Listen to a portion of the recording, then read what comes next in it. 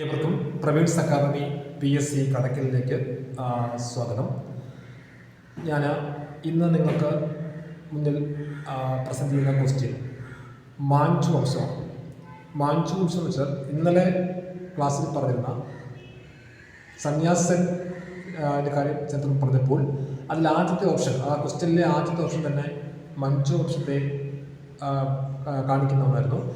ഈ മഞ്ചു വംശം എന്ന് പറയുന്നത് ചൈന ഭരിച്ചിരുന്ന 1944 മുതൽ 1911 വരെ ഉള്ള നീണ്ട 27 വർഷക്കാലം ചൈന ഭരിച്ചിരുന്ന രാജവംശമാണ് മാഞ്ചു രാജവംശം. മാഞ്ചുകൾക്ക് മുമ്പ് ഭരിച്ചിരുന്നത് മിങ് രാജവംശമാണ്.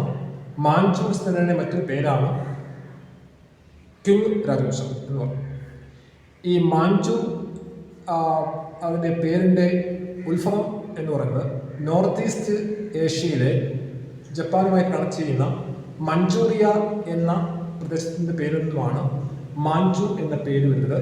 ഈ രാജവംശത്തിന് മാഞ്ചു എന്ന പേര് കൊടുക്കുന്നത് ഹോങ് ടൈജി എന്ന വ്യക്തിയാണ്. അദ്ദേഹം ജോർജസ് എന്ന ക്ലാനുമായി ബന്ധപ്പെട്ട വ്യക്തിയാണ് ഹോങ് ടൈജി. മാഞ്ചു വംശ സ്ഥാപകൻ എന്ന് പറയുന്നത് നൂർ ഹാൻസിയാണ്. അതിലെ ആദ്യ ഭരണകർത്താവ് ഷ്വാൻസിയും മഹാനായ ചക്രവർത്തി കാങ് സിയുമാണ്.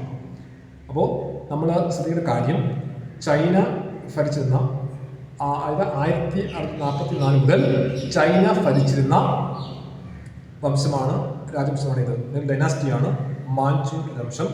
ഈ മാഞ്ചുവിൻ്റെ പേരിൻ്റെ യമർദസ് ഞാൻ പറഞ്ഞു. എന്താണ്? നോർത്ത് ഈസ്റ്റ് ഏഷ്യയിലെ ജപ്പാനിലേക്ക് ഭാഗമായി നിൽക്കുന്ന മാഞ്ചൂറിയ എന്ന പ്രദേശത്തിലെ ആൾക്കാരാണ് തുടർന്ന് മാഞ്ചുക്കളായി മാറുന്നത്. പരിശുദ്ധം എന്നാണ് വാക്കിനർത്ഥം എന്നും പറയാം. തുടർന്ന് ആദ്യ പോലെയുള്ള പേര് നൽകിയത് ഹോങ് ടൈജി, മാഞ്ചു വംശത്തിന് പേര് നൽകുന്നത് പരിശുദ്ധം എന്നർത്ഥം. രാജവംശ സ്ഥാപകൻ നൂർ ഹാൻസി, ആദ്യ ഭരണകർത്താവ് ഷ്വാൻസി, മഹാനായ ചക്രവർത്തി കാങ് സി. ഇനിയും ഇൻട്രസ്റ്റിംഗ് ഫാക്റ്റുകൾ ബന്ധപ്പെട്ടുകൊണ്ട് അത് അടുത്ത ക്ലാസ്സിൽ ചർച്ച ചെയ്യുന്നതാണ്. അതായത് പ്രത്യേകിച്ചും ലാസ്റ്റ് എംപറർ, അതുപോലെ മാഞ്ചു റിഫോംസ് കാര്യങ്ങളൊക്കെ ഉണ്ട്. അത് അടുത്ത ക്ലാസ്സിൽ നമുക്ക് ചർച്ച ചെയ്യാം.